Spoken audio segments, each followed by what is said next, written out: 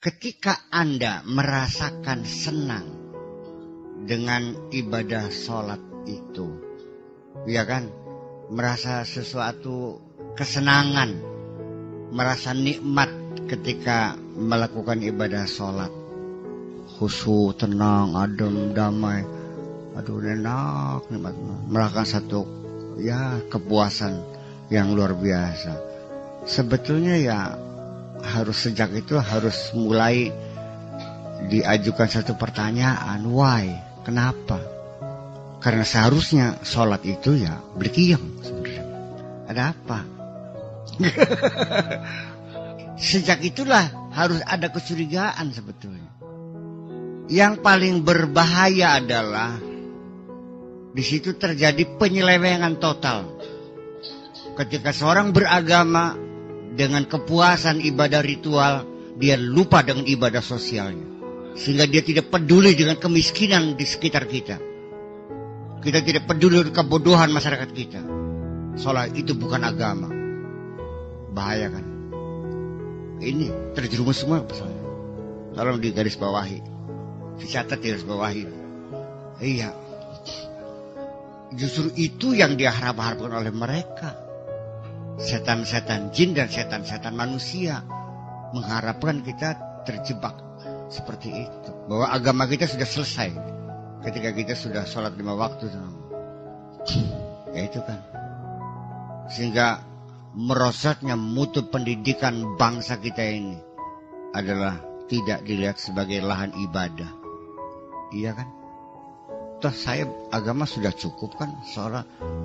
Kenapa ketika Anda itu sholat tertinggal karena satu sebab, kesibukan, tak ketiduran ataupun macam-macam lah kan itu, kok merasa kecewa sekali?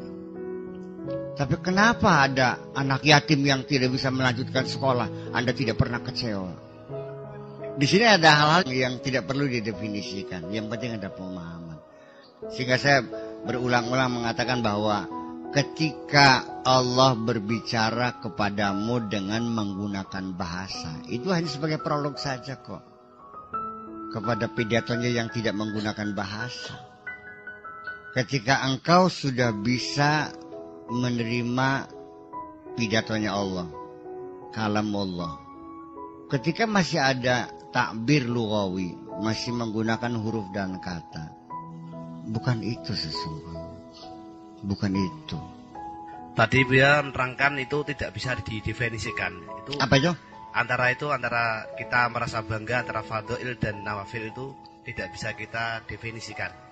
Terus bukan mendefinisikan nawafil fadhil, bukan. Itu bisa definisikan pemahaman tadi itu ketika sesuatu menjadi kebiasaan dan Anda merasa senang menjalaninya. Itu harus diajukan suatu pertanyaan, dicurigai kenapa. Nah, silakan jawab sendiri, nggak usah diurai terlalu luas, malah jadi bingung nantinya. Berarti gimana Bu ya, untuk pribadi kita untuk mengantisipasi hal yang sedemikian rupa itu? Makanya lan tanalul birra hatta tunfiqu mimma tuhibbun. Kamu tidak mendapatkan satu kebaikan teristimewa kecuali ketika engkau memberikan sesuatu yang sedang kamu sukai, yang sangat kamu cintai. Adakah di antara kita yang melepas jabatan dan mempersilahkan teman kita untuk menduduki? Nah, itu kan sulit. Ketika ada temannya itu kasat kusuk bikin surat kaleng segala macem, langsung dipanggil, Bung, nggak usah repot-repot lah bikin surat kaleng, bikin provokasi segala macam. Anda ingin jabatan saya kan? Silahkan baik-baik saja. Saya lepaskan untuk Anda. Saya akan mengajukan surat pengunduran diri. Oke? Silahkan nih mahkotanya. Silahkan nih kursinya. Di situ acungan jempol dari Allah, berarti Anda udah hebat. Berarti Anda sudah tidak terikat lagi dengan dunia ini. Dan Anda sekarang sudah menjadi makhluk ruhani. Iya kan? Ketika kita sebagai makhluk jasadi, pasti tidak akan bisa melakukan apresiasi terhadap makhluk-makhluk rohani itu. Akan tetapi, perlu harus kita ketahui, kenikmatan-kenikmatan, kemudahan-kemudahan, fasilitas-fasilitas ya dalam kehidupan kita bermasyarakat. Ya kan banyak kenikmatan yang kita yang bisa kita nikmati. Itu adalah pengorbanan dari makhluk-makhluk rohani, dari manusia-manusia idealis yang berani maju berperang melawan Belanda, siap mati. Yang penting Indonesia merdeka. Allah ciptakan kan. Negara ini merdeka karena mereka setor nyawa kan. Dan kita yang menikmatinya. Iya. Kamu jadi orang Islam. Siapa yang tombok nyawa? Sahabat-sahabat Rasul.